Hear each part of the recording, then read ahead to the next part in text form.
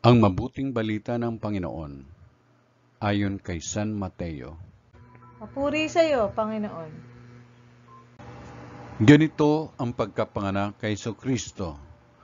Si Maria na kanyang ina at si Jose ay nakatakda ng pakasal. Ngunit bago sila nakasal, si Maria ay natagpo ang nagdadalang tao. Ito'y sa pamagitan ng Espiritu Santo. Isang taong matuwid itong si Jose na kanyang magiging asawa, ngunit ayaw niyang mapahiya si Maria, kaya ipinasya niyang hiwalayan ito ng lihim. Samantalang iniisip ni Jose ito, nagpakita sa kanya sa isang panaginip ang isang anghel ng Panginoon.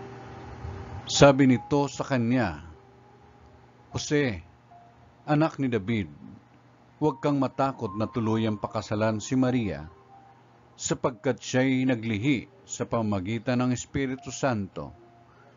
Manganganak siya ng isang lalaki at ito'y pangangalanan mong Jesus, sapagkat siya ang magliligtas sa kanyang bayan sa kanilang mga kasalanan." Nangyari ang lahat ng ito upang matupad ang sinabi ng Panginoon sa pamamagitan ng propeta.